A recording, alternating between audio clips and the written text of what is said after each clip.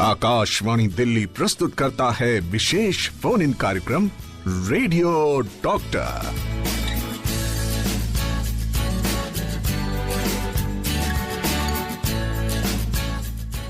Akashvani rainbow सुन रहे हैं 102.6 megahertz से और लीजिए कार्यक्रम प्रस्तुत है रेडियो डॉक्टर। रेडियो डॉक्टर कार्यक्रम आज का बहुत खास है क्योंकि हमारे साथ हमारे आज के गेस्ट जुड़े हैं special on world site day. आज का टॉपिक विश्व दृष्टि दिवस पर विशेष कार्यक्रम हम करने जा रहे हैं।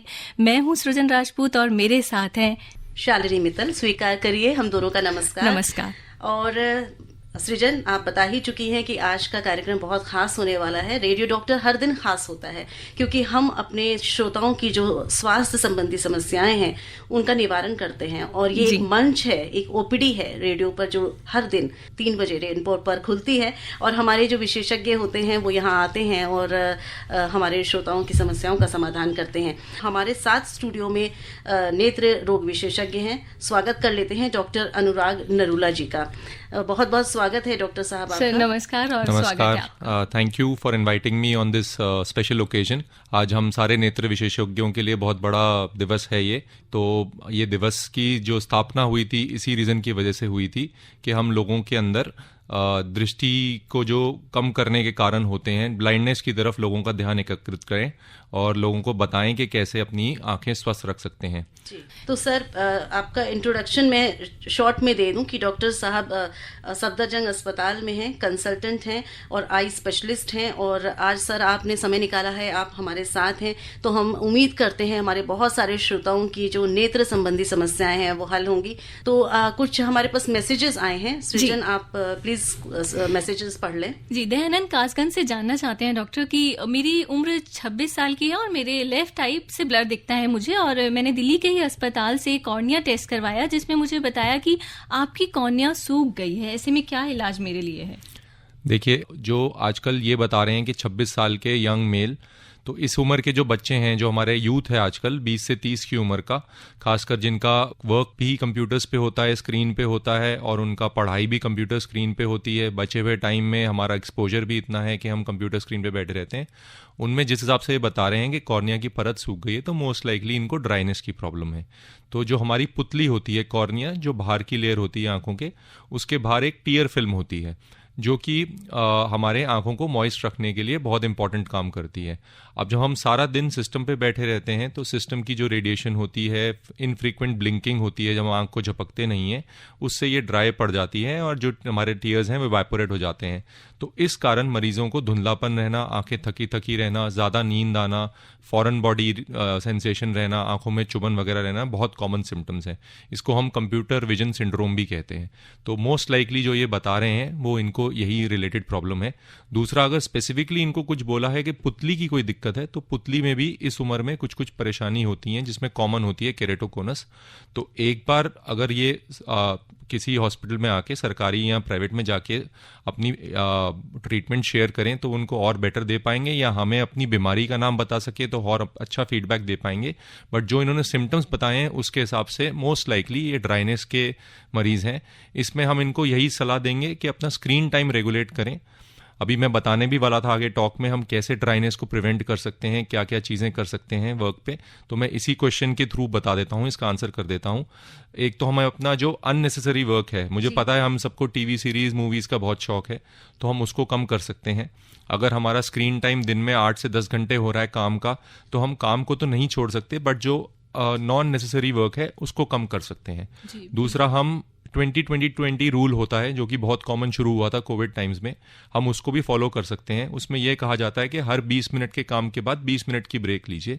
तो अगर हम ऐसा नहीं कर सकते तो हम हर आधे घंटे में भी अगर 1-2 मिनट के लिए आंख बंद कर लिए, या जिस रूम में कंप्यूटर में हम काम कर रहे हैं उसमें हमने वॉक कर लिया, तो ये भी हमें हेल्प करेगा। यहाँ बैठे बैठे आंख झपक ली तो ये भी जो हमारी नॉर्मल टीयर फिल्म है उसको स्प्रेड करने में हेल्प करता है और कुछ एक्सटेंट तक हमारी ड्राइनेस की प्रॉब्लम को सॉल्व करेगा। जी, डॉक्टर रमन मंडी आदमपुर से लिखते हैं कि इन माई लोकेलिटी मैक्सिमम सीनियर सिटीजन्स, यहाँ उम्र का इन्होंने जिक्र किया है, ज्यादातर उम्र दराज लोगों ने आइज के लिए, आइज के परमानेंट सॉल्यूशन के लिए लेजर ऑपरेशंस करवाए हैं। तो आगे चल के उन्हें कौन से किन समस्याओं से गुजरना हो सकता है, और उम्र का इन्होंने मेंशन किया है, क्या युवा लोग भी जब लेजर लेते हैं तो उन्हें भी क्या कुछ ऐसी समस्याओं से गुजरना पड़ता है? पहले मैं उनके सवाल का कि जो एजेड लेजर वाला बताया है, मोस्ट लाइकली जो बड़ी उम्र के लेजर जो ये बोल रहे हैं वो कैटरैक्ट के लिए लेजर बोला होगा, जिसमें मोतियाबिंद का उन्होंने लेजर के थ्रू ऑपरेशन कराया होगा और फिर लेंस डाला होगा।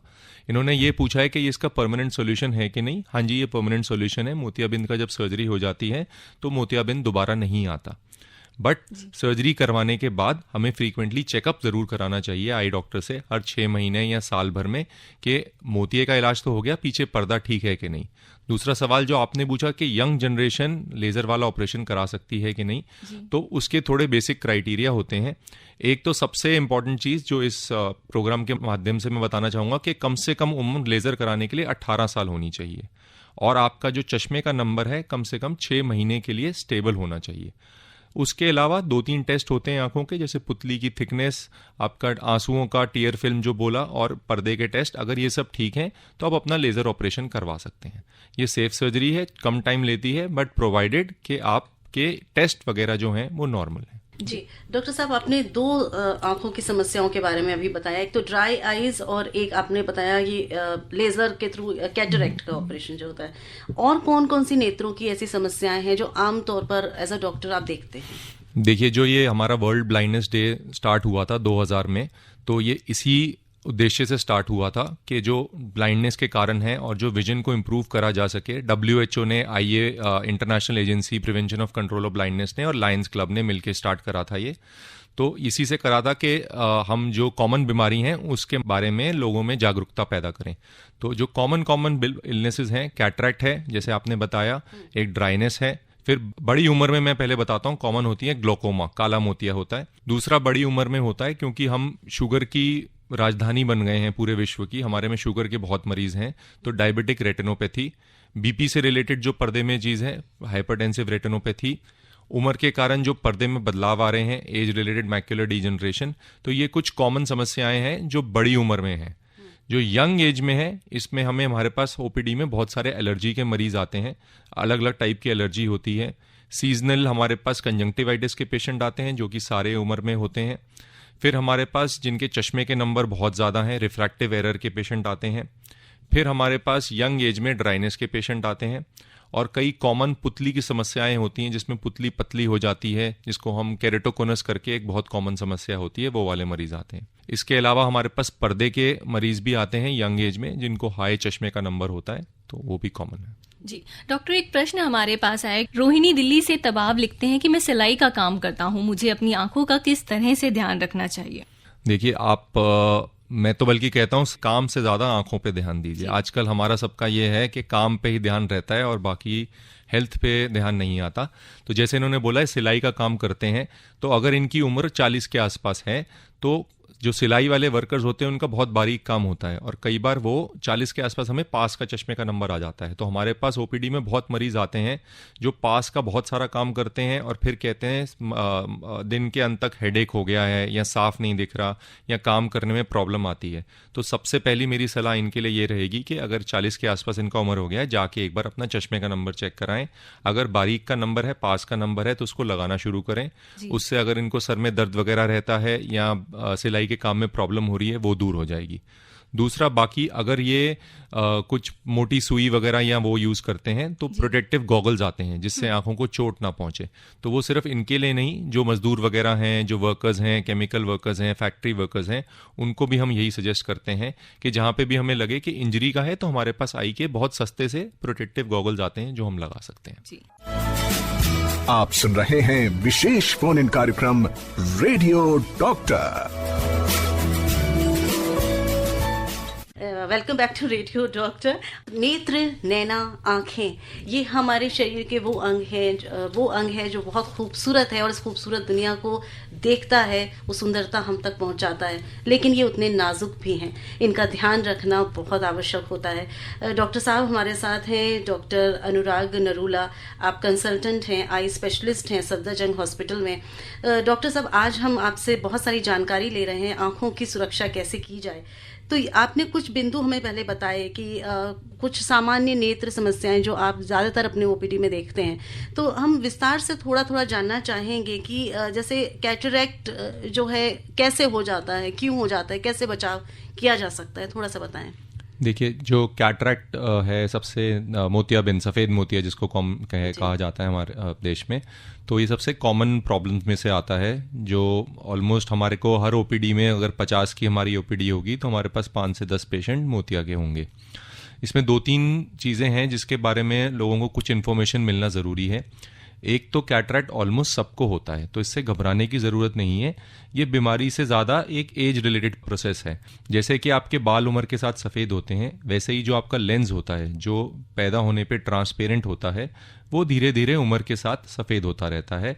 जो शुरू में कुछ पंप्स वगैरह होते हैं आँख के अंदर जो लेंस को ट्रांसपेरेंट रखते हैं, वो उम्र के साथ धीरे धीरे काम करना बंद कर देते हैं और लेंस में थोड़ी सफ़ेदी जमने लगती है। तो इसको हम साधारण भाषा में कैटरैक्ट या सफ़ेद मोतिया कहते हैं। तो हर किसी मरीज को अगर मोतिया है तो उसको ऑपरेशन कराने की ज़रूरत नहीं है, या हम किसी को बोल दें कि आपको मोतिया है तो मरीज़ घबरा जाते हैं। वो घबराने की ज़रूरत नहीं है, क्योंकि ये तो उम्र है, ना उम्र आप रोक सकते हैं ना हम रोक सकते हैं। तो धीरे धीरे सबको ही मोतिया होना है। अब जब मोतिया होता है मरीज़ को, तो दूसरी प्रॉब्लम जो हमारे पास मरीज़ का सबसे कॉमन क्वेश्चन होता है वो ये है कि हम इसका ऑपरेशन कब कराएं।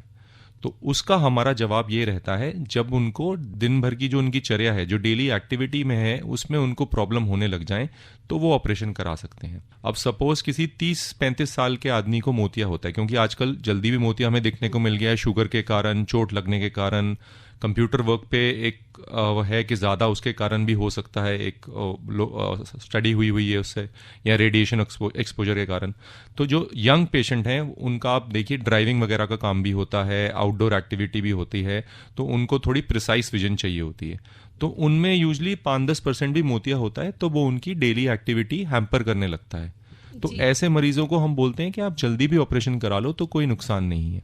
डॉक्टर सागर जानना चाहते हैं विजयपुरा कर्नाटका से, ये लिखते हैं कि मेरे 2 मेजर प्रश्न हैं जो कि मैं जानना चाहता हूँ कि अपनी आइज़ की मैं टेक केयर कैसे करूँ इन टुडेज वर्ल्ड। लाइक मैं कंप्यूटर पे भी काम करता हूँ, मोबाइल फ़ोन पे भी काम करता हूँ, कॉर्पोरेट वर्ल्ड में मेरी जॉब है। इसके अलावा मैं खान पान में ऐसी कौन सी चीज़ें जोड़ूँ जिससे कि मेरी आई साइट हेल्दी रहे। बहुत इंपॉर्टेंट क्वेश्चन करा सागर ने, तो मैं पहले भी इसके बारे में डिस्कस कर चुका हूँ। सागर जी देखिए, आपका जब एक्सेसिव कंप्यूटर वर्क है तो आप एक तो थोड़ी फ्रीक्वेंट ब्रेक्स लेनी शुरू कर दीजिए। लगातार स्क्रीन पे बैठना केवल आपकी आंखों के लिए नहीं, बल्कि आपकी पीठ के लिए, रीढ़ की हड्डी के लिए, गर्दन के लिए भी हानिकारक होता है। और आधे घंटे में ब्रेक्स लीजिए, आंखें बीच में झपकाएं, रूम में चल सकते हैं तो 1 मिनट रूम में चलिए, लगातार स्क्रीन को ताकते मत रहिए। फिर हम प्रोटेक्टिव ग्लासेस भी पेशेंट को बोलते हैं, जो ब्लू फिल्टर ग्लासेस या ARC ग्लासेस होते हैं, जो आप लगा के ज़्यादा देर कंप्यूटर पे काम कर रहे हैं तो उनका प्रयोग कर सकते हैं। कंप्यूटर पे आजकल जो नए मोबाइल फ़ोन आए हैं उनके अंदर फिल्टर्स भी आए हैं जिनको आप ऑन करके हार्मफुल रेडिएशंस हैं उनको कम कर सकते हैं। और दूसरा सवाल आपका ये था खाने में क्या क्या प्रयोग करें, तो खाने में हरी सब्जियाँ, थोड़ा जंक फूड कम करिए। जो भी हरी सब्जियां होती हैं वो यूजली आँख के लिए काफ़ी हेल्पफुल होती हैं। जी, देवदत्त जानना चाहते हैं प्रताप विहार गाजियाबाद से कि जब मैं सुबह उठता हूँ या फिर मैं अपनी आंखें थोड़ी देर बंद करने के बाद भी खोलता हूँ, उजाले की तरफ देखता हूँ, तो ऐसे में लेफ्ट राइट घुमाने में मुझे पेन भी होता है और आंखों में तिल के बराबर कुछ दाना सा स्पॉट है जो लेफ्ट राइट घूमता भी है। तो मुझे क्या सिम्टम्स है, मैं जान ही नहीं पा रहा हूँ। अपनी उम्र ये 57 वर्ष बताते हैं। 57 वर्ष में मैं इनकी उम्र ही पूछने जा रहा था।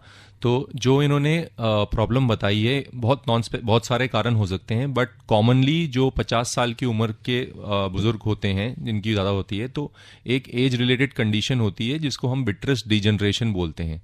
जो हमारी आंख होती है उसमें पर्दा होता है जिसको रेटिना बोला जाता है, और रेटिना के आगे एक फ्लूइड होता है जो विट्रस कहलाता है। अब जब हम यंग होते हैं तो ये विट्रस जेली की तरह होता है, थिक होता है, गाढ़ा होता है। उम्र के साथ साथ ये विट्रस लिक्विफाई होने लगता है, पतला होने लगता है। तो जब ये विट्रस थोड़ा पतला होने लग जाता है, लिक्विफाई होने लग जाता है, तो ये धीरे धीरे पर्दे से, रेटिना से दूर मूव करने लगता है।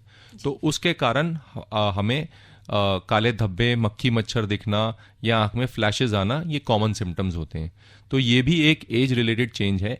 बट चूंकि इनको ये प्रॉब्लम आ रही है तो मेरी एक सलाह रहेगी कि ये घर के पास कोई भी आई सर्जन हो या स्पेसिफिकली रेटिना सर्जन हो, उनको जाकर एक बार अपने रेटिना की स्क्रीनिंग करा लें, क्योंकि जब ये विट्रस अपनी जगह से हिलता है तो ये कई बार पर्दे पे खिंचाव डालता है। तो बस ये रूल आउट करवा ले कि कहीं पर्दे पे कोई खिंचाव या पर्दे में कोई हानि तो नहीं आ रही। जी, गुरु शर्मा लिखते हैं, उम्र 47 वर्ष है इनकी, कि मेरी आंखों से मुझे ब्लर दिखने लग गया है, दोनों आंखों स्पेस से ही, स्पेशली मैं लैपटॉप पे काम करता हूँ, ऐसे में क्या ट्रीटमेंट की मुझे ज़रूरत है? जो पहले एक बताए, एक तो ड्राइनेस के लिए थोड़ा लुब्रिकेटिंग ड्रॉप्स आती हैं, थोड़ा अपना वर्क प्रोफाइल को ब्रेक्स लीजिए फ्रीक्वेंटली, जैसे बताया ग्लासेस पहन सकते हैं 0 नंबर वाले ARC या ब्लू फिल्टर ग्लासेस। और तीसरा इन्होंने 47 साल उम्र बताई, तो ऐसे में थोड़ा पास की दृष्टि, जिसको हम प्रेस बायोपिया कहते हैं, एज रिलेटेड चेंज होता है, पास की दृष्टि कम हो जाती है क्योंकि मांसपेशियां कमज़ोर पड़ जाती हैं। तो एक बार पास में जाके अपना चश्मे का नंबर चेक करवा लें। जी डॉक्टर साहब, आपने बहुत सारी अभी हमारे मैसेजेस लिए हमारे श्रोताओं के, और मैं अभी श्रोताओं को बोलूँगी कि समय है हमारे पास, डॉक्टर साहब स्टूडियो में 4 बजे तक रहेंगे, तो कृपया अपना जो भी मैसेज है, जो भी क्वेरी है, समस्या है, ज़रूर हम तक मैसेज के जरिए पहुँचाइए। डॉक्टर साहब, एक चीज़ जानना चाहूँगी कि क्या कुछ ऐसी भी नेत्रों की बीमारी होती है जो जेनेटिक हो, जन्म से हो, तो वो कौन सी होती हैं? ये आपने बहुत इम्पॉर्टेंट क्वेश्चन करा। बहुत सारी बीमारियां हैं, इसमें सबसे इम्पॉर्टेंट जिसके बारे में हम डिस्कस कर सकते हैं वो है काला मोतिया। अब काले मोतिया के जब भी हमारे पास मरीज आते हैं, क्योंकि ये जेनेटिक प्रीडिस्पोजिशन होता है इसमें, तो ये फैमिलीज में रन करती है।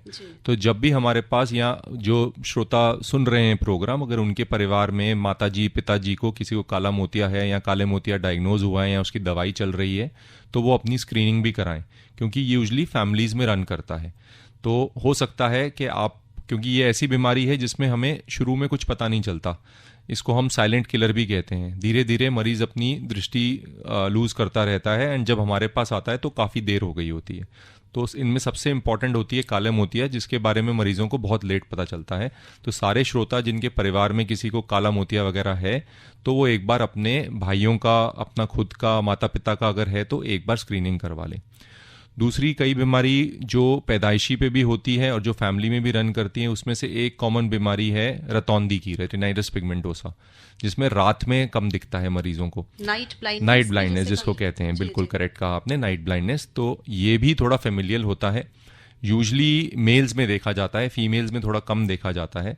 तो अगर परिवार में किसी को है तो बच्चे ना केवल सारे बच्चों की स्क्रीनिंग करवाएं और ना केवल आँख की, इसमें नाक कान गला हृदय का, तो बहुत सारे सिंड्रोम होते हैं जिसमें ना केवल आँख, उसमें शरीर के और भाग भी इन्वॉल्व होते हैं। तो अगर ऐसी बीमारी किसी को परिवार में है तो वो अपने सारे बच्चों का स्क्रीनिंग करवाएं, और उनका ना केवल आँखों का बल्कि पूरे शरीर का स्क्रीनिंग कराएं, क्योंकि ये जानलेवा भी हो सकती है। जी डॉक्टर, क्या सर पर जब चोट लगती है तो ऐसे में देखते हैं कि आंखों की दृष्टि पर भी फर्क पड़ता है, इसे हम कैसे देखते हैं? देखिए, ये कहलाता है ट्रोमैटिक ऑप्टिक न्यूरोपैथी। कई बार जब सर पे बहुत ज़्यादा जोर की चोट लगती है तो उससे डायरेक्टली आंख की जो नस है उसको डैमेज हो सकता है, बिना लगे भी वाइब्रेशंस के थ्रू डैमेज हो सकता है, या कहीं ब्लीडिंग वगैरह हो या स्वेलिंग आ जाए जो आंख की नस को दबाव दे, उससे भी डैमेज हो सकता है। सो इसको हम ट्रोमैटिक ऑप्टिक न्यूरोपैथी कहते हैं। अगर इसका इलाज जल्दी हो जाए तो यूजली इसमें रोशनी आने की अच्छी संभावना रहती है। इसमें बस एक ही चीज़ का ध्यान देना है कि अगर ऐसा कुछ हुआ है तो जल्दी से जल्दी जाके इलाज स्टार्ट करें, क्योंकि नस, आँख की और पर्दा ऐसी चीज़ें हैं जिनमें अगर डैमेज लंबे समय के लिए हुआ तो फिर उनमें रिकवरी के चांसेस थोड़े कम हो जाते हैं। डॉक्टर साहब, आपने बताया जेनेटिक कौन कौन सी बीमारियां हैं, अभी हमने थोड़ी देर पहले बात की, ग्लूकोमा और नाइट ब्लाइंडनेस पे खास तौर पर आपने जोर दिया।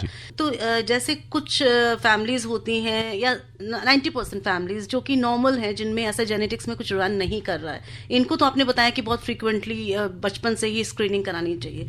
नॉर्मल अगर हम बात करें तो स्क्रीनिंग या चेकअप्स कितनी फ्रीक्वेंसी में होना चाहिए और किस एज से शुरू होना चाहिए? देखिए, जो ग्रोइंग एज वाले बच्चे हैं, सबसे पहले हम छोटे से बड़े पे जाएंगे, तो जो ग्रोइंग एज वाले बच्चे हैं जिन्होंने स्कूल में जाना शुरू कर दिया है, अगर स्कूल की टीचर कंप्लेंट करती हैं कई बार कि ब्लैक बोर्ड साफ नहीं दिखता, या खेलने में ध्यान नहीं दे रहा, या पढ़ाई में मार्क्स अच्छे नहीं आ रहे, या वो स्ट्रगल कर रहा है, तो ज़रूरी है कि उनका आई स्क्रीनिंग हो। तो हम यूजली रेकमेंड करते हैं कि इन लोगों का 6 मंथली टू ईयरली, वैसे स्कूलों में नॉर्मली सब स्कूलों में शेड्यूल बना होता है ईयरली चेकअप का, that is more than sufficient. अगर बीच में ऐसा लगे कि जो बच्चा पहले पढ़ाई में अच्छा था एकदम से सडनली स्ट्रगल कर रहा है, तो एक बार उसका जांच करवाना ज़रूरी है। दूसरा, जब हम ओल्ड एज में जा रहे हैं, मतलब 20-18 एडल्ट हो गए हैं, तो ईयरली चेकअप सफिशिएंट है। खासकर उन लोगों का जिनका ज़्यादा स्क्रीन टाइम रह रहा है, तो उनके अंदर ड्राइनेस की मात्रा कितनी है, क्या उनको टीयर सप्लीमेंट्स की रिक्वायरमेंट है, क्या उनको चश्मे की रिक्वायरमेंट है, ये देखना ज़रूरी है। तीसरा जो कॉमनली हम चीज़ देखते हैं आजकल 30-40 के बाद, वो हो रहा है लोगों जिनके शुगर के मरीज़ हमारे पास आ रहे हैं।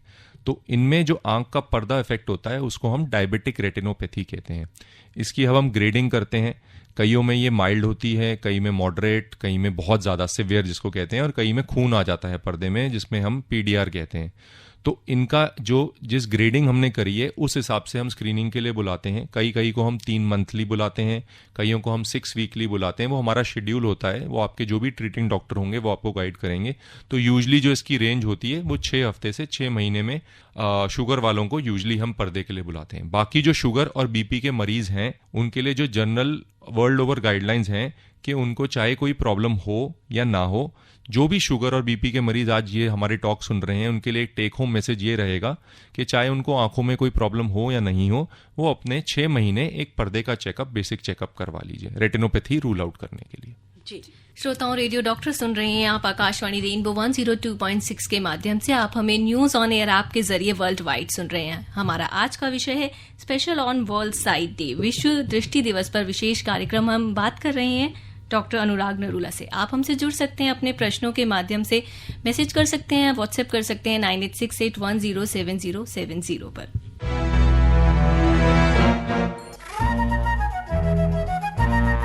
इस भागती दौड़ती जिंदगी में भी तन और मन को निरोग किया जाए। क्यों ना रेडियो डॉक्टर सुनकर स्वस्थ रहा जाए। रेडियो डॉक्टर प्रतिदिन दोपहर 3 बजे FM रेनबो 102.6 मेगाहर्ट्ज पर।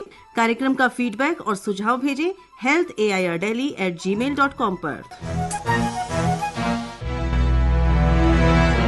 श्रोताओं, रेडियो डॉक्टर सुन रहे हैं आप कार्यक्रम आकाशवाणी रेनबो 102.6 के माध्यम से। मैं सृजन आपके साथ हूं, मेरे साथ शालिनी मित्तल हैं और हमारे साथ एक्सपर्ट मौजूद हैं स्टूडियो में, डॉक्टर अनुराग नरूला।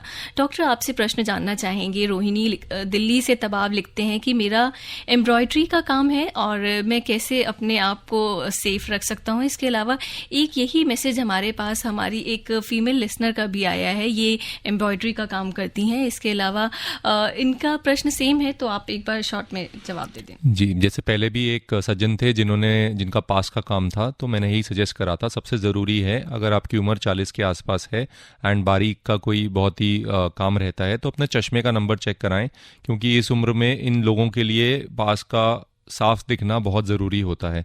उससे सर में दर्द रहना, आंखें थके थके रहना, उनमें भी आराम मिल जाएगा आपको। सबसे इम्पोर्टेंट है आंखों का, चश्मे का नंबर चेक करवाएं इन लोगों के लिए। जी, एक प्रश्न हमारे पास बहुत इम्पोर्टेंट आया। ये लिखती हैं कि मेरी 3 महीने की बेटी है और वो सामने की निगाह नहीं बना पा रही है, उसकी आंखें गोल दिखती हैं, खिलौने सामने रखे हों, तो मुझे लगता है बहुत छोटी उम्र है जज करने के लिए आईसाइट को। जी, ये थोड़ी छोटी उम्र है, बट अगर उनको लग रहा है वो बिल्कुल ही, क्योंकि फिक्सेशन यूजली जो लोग, फिक्सेशन का मतलब जो बाहर के ऑब्जेक्ट्स हैं उनको देख के पहचानना शुरू कर देते हैं, बुरी तरह पहचानते नहीं हैं। तो अगर वो फिक्सेशन अभी नहीं कर पा रही और उनको लग रहा है बहुत ज़्यादा उनकी आंख घूम रही है, क्योंकि कई बार ऐसा होता है बच्चों को एक प्रॉब्लम होती है निस्टैग्मस करके, जिसमें आंख स्टेबल नहीं रहती, घूमती रहती है, या आंख का थोड़ा तिरछापन होना जिसको स्क्विंट भी कहते हैं हम।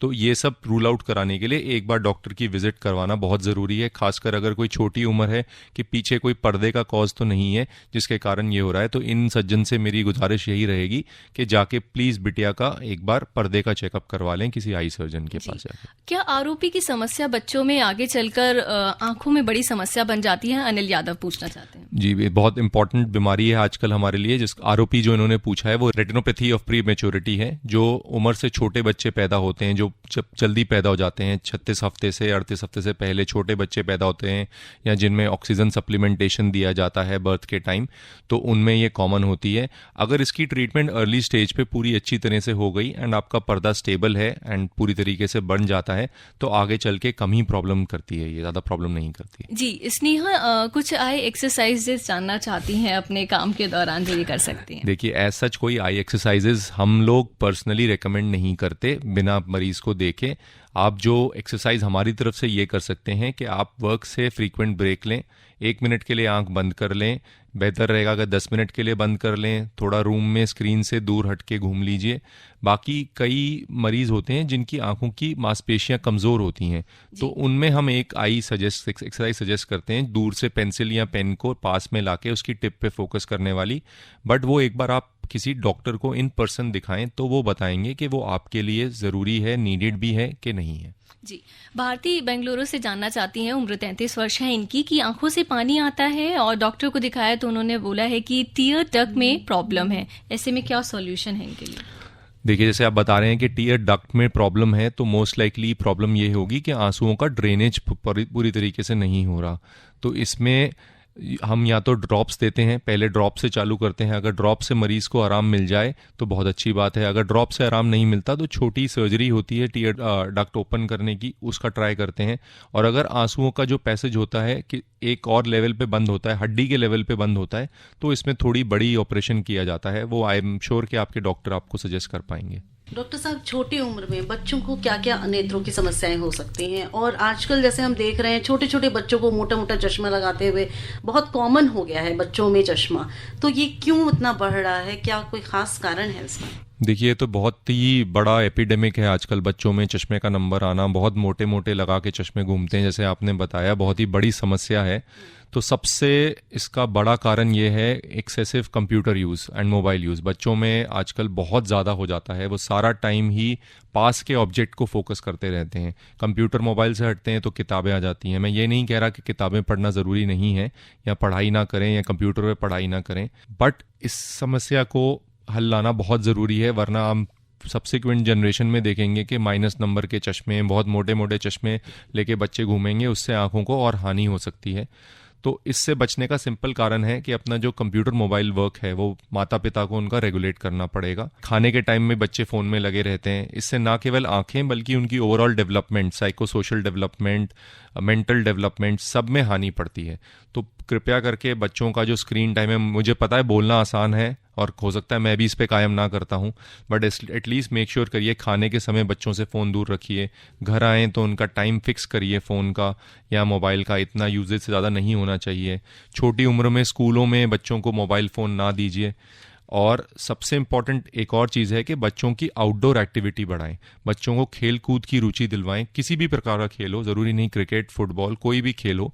जब बच्चा पास के ऑब्जेक्ट को छोड़ के दूर के ऑब्जेक्ट पे फोकस करेगा तो उसकी आंख की मसल्स ऑटोमेटिकली रिलैक्स होंगी और जो चश्मे की प्रॉब्लम हमें आजकल आ रही है ये काफ़ी हद तक कम हो जाएगी। तो एक इनकरेज करना आउटडोर एक्टिविटी, किसी भी प्रकार के खेल कूद, अच्छा खाना खाना, हरी सब्जी वगैरह बच्चों को खाना, और सबसे इम्पॉर्टेंट है मोबाइल फ़ोन और स्क्रीन टाइम कम करना। जी, बहुत सारी तो बातें आपने कवर करी। मैं अगला यही प्रश्न पूछना चाह रही थी कि आपने स्क्रीन टाइम का तो बताया कि स्क्रीन टाइम, और आपने जो बताया ये हाइजीन ज़रूर होना चाहिए, खाते वक्त ना यूज़ करें। क्या इसके अलावा भी ताउम्र आइज़ स्वस्थ रहें, आंखें बिल्कुल स्वस्थ रहें, उसके लिए बचपन से माता पिता का कोई ऐसा दायित्व होना चाहिए बच्चों के लिए कि वो हेल्दी आई केयर की जो बच्चों में आदतें डालें, वो कौन कौन सी हों? यही है हेल्दी हैबिट्स। एक तो अपना स्क्रीन टाइम कम करना, थोड़ा आउटडोर एक्टिविटी बढ़ाना, जिससे ना केवल आंखें बल्कि पूरी जो सोशल डेवलपमेंट है, साइकोलॉजिकल डेवलपमेंट है, वो इनकरेज होगी। तीसरी चीज़ है सालाना आंखों का चेकअप कराना। कई बार क्योंकि हमारी दोनों आंखें खुली होती हैं, हमें पता नहीं चलता कि हमारा हल्का सा नंबर होता है, हम दोनों खोल के वो नंबर मैनेज कर लेते हैं। जब हम छोटे होते हैं तो हमारी मांसपेशियां स्ट्रांग होती हैं, तो हमें ऐसा कोई प्रॉब्लम नहीं होती, हेडेक वगैरह भी ज़्यादा नहीं होता, या हम मामूली सा हेडेक समझ के इसको नज़रअंदाज कर देते हैं।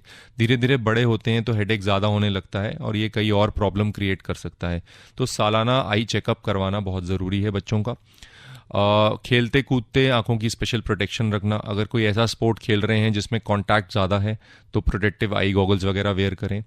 और खाने का ध्यान रखें, थोड़ा जंक फूड आजकल लोग ज़्यादा खाते हैं, तो हम हरी सब्जी वगैरह और हेल्दी खाना, घर का खाना इनकरेज करें। मैं भी थोड़ा कम खाता हूँ तो ये तो मेरे लिए भी जायज़ है, तो इसीलिए। डॉक्टर साहब, आपने शुरू में बताया था कि जब हमने बात की थी आपकी ओपीडी में किस तरह के पेशेंट्स ज़्यादा आते हैं, तो आपने जिक्र किया था एलर्जी का। जी जी। तो किस तरह से एलर्जी आइज़ की इफेक्ट करती है या क्या सिम्टम्स होते हैं? देखिए, एलर्जी हमने दो ग्रुप ऑफ पेशेंट्स में बहुत कॉमनली देखते हैं। एक तो छोटे बच्चों में, क्योंकि इनकी इम्यूनिटी बहुत स्ट्रांग होती है, 14 साल की उम्र तक इनकी अपनी इम्यूनिटी बहुत स्ट्रांग होती है। तो कोई भी फॉरेन एजेंट अगर शरीर देखता है, वो ना केवल आंखों में बल्कि किसी भी शरीर के भाग में वो इम्यूनिटी, जो हमारी सेल्फ इम्यूनिटी, बीमारी से लड़ने की ताकत होती है, वो एलर्जी क्रिएट करती है।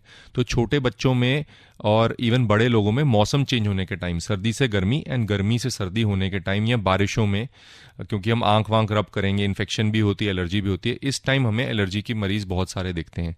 दूसरा, कई कॉमन बीमारियां होती हैं जैसे कि ट्यूबरकुलोसिस हो गई, उसका भी असर कई बार आंखों में आता है। तो इसके लिए यूजुअली दवाइयों से इलाज हो जाता है, कई बार हमें स्टीरॉयड ड्रॉप्स का भी यूज़ करना पड़ता है। तो ये इजीली ट्रीटेबल बीमारी होती है। जी डॉक्टर, राशिद जानना चाहते हैं सूरत गुजरात से, क्या आरपी ट्रीटमेंट अवेलेबल है? देखिए, एट प्रेजेंट आरपी की हमारे पास कोई ट्रीटमेंट अवेलेबल नहीं है। एक स्टेम सेल थेरेपी है जो पहले भी ट्रायल फेज में थी, अभी भी है, बट शॉर्ट अनफॉर्चुनेटली हमारे पास ट्रीटमेंट अभी आरपी की अवेलेबल नहीं है। मेनली हम इसमें काउंसलिंग करते हैं कि रात का एक्टिविटी पेशेंट अवॉइड करे। कई आरपी के पेशेंट को मोतिया भी होता है, तो हम उनमें मोतिया का ऑपरेशन सजेस्ट करते हैं, और बाकी फैमिली की स्क्रीनिंग करना और आगे फ्यूचर में शादी का जेनेटिक एनालिसिस करके वो देखने का हम सजेस्ट करते हैं। जी डॉक्टर, अलोका नोएडा से लिखती हैं कि मेरी 21 वर्षीय बेटी पढ़ाई के लिए स्विट्जरलैंड में है और वो 24 आवर्स स्पेक्स लगा के रखती है, -3 उसका नंबर है, she is facing watery eyes. ये इसके बहुत सारे कारण हो सकते हैं, बहुत ही नॉन स्पेसिफिक कंप्लेंट है। एलर्जी भी हो सकता है, एक्सेसिव स्क्रीन टाइम भी हो सकता है, जो ड्राइनेस वगैरह कह रहे हैं उसका भी एक सिम्टम एक्सेसिव लैक्राइमेशन होता है। तो एक बार ये डॉक्टर के पास जाके चेकअप करा लें, बेसिक चेकअप करवा लें, और थोड़ा स्क्रीन टाइम अपना रेगुलेट करें। जी, ये मुनीश है नई दिल्ली से, जानना चाहते हैं क्या स्क्विंट सर्जरी जो है वो 24 साल की मेरी बेटी के लिए बिल्कुल ठीक रहेगी, और ऐसे में क्या दोनों आंखों को ऑपरेट किया जाएगा? देखिए, सर्जरी 24 साल की उम्र में स्क्विंट ठीक रहेगी, बट ये मेरा कहना कि कितना स्क्विंट है उनको बिना देखे मरीज को बताना ठीक नहीं रहेगा, उचित नहीं रहेगा। उम्र के हिसाब से वो स्क्विंट सर्जरी करवा सकती हैं एंड रिजल्ट अच्छे हैं। यूजुअली हम पहले एक ही आंख को ऑपरेट करते हैं, दोनों की ज़रूरत नहीं पड़ती, बट अगर स्क्विंट या तिरछापन बहुत ज़्यादा हो तो कई बार दोनों आंखों को भी साइमल्टेनियसली ऑपरेट करना पड़ सकता है। जी डॉक्टर, इन प्रश्नों के अलावा बहुत से मैसेजेस हैं जिसमें कि कार्यक्रम के लिए बहुत सी सराहना आपके लिए भेजी गई। धन्यवाद, थैंक यू। डॉक्टर साहब, क्या आई प्रॉब्लम्स और रूमेटॉइड आर्थराइटिस कोई दोनों में समानता है कि तो, या कोई आपस में उन लोगों का रिलेशन है क्या? जी, बहुत बार ऐसा होता है कि हमारे पास कई मरीज आते हैं लाल आंख लेके या आंखों में बहुत ज़्यादा सूखापन लेके, तो उनका हमारा भी प्रोटोकॉल जो होता है उसमें भी हम उनसे जोड़ों की प्रॉब्लम, रूमेटॉइड आर्थराइटिस, HLA-B27 का, सैक्रोआइलाइटिस, SLE, इन सब बीमारियों के बारे में पूछते हैं, क्योंकि इन सब बीमारियों का असर आंख में होना बहुत कॉमन है। कई बार इन सब बीमारियों का पता भी आंख के थ्रू ही चलता है कि उनका पहला जो सिम्टम होता है वो आंखों में ड्राइनेस या रेकरेंट रेडनेस का हो सकता है, जो बीमारी जो ठीक ना हो नॉर्मल दवाइयों से। तो इसीलिए इनका बहुत क्लोज रिलेशन है। हम बहुत बार पेशेंट उनके पास रेफर करते हैं सिस्टमिक इवैल्यूएशन के लिए।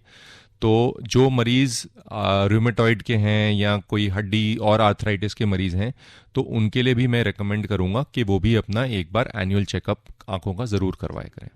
डॉक्टर साहब, बढ़ती उम्र में, खासतौर पर जब मिडिल एज के बाद आंखों की जो समस्या हो जाती है ओल्ड एज में, वो कौन कौन सी मुख्यतः होती है? इसमें कैटरैक्ट सबसे कॉमन है, जो कि एक बहुत ही इंपॉर्टेंट, मतलब most important cause of preventable blindness है, जिसका इजी ट्रीटमेंट हमारे पास अवेलेबल है।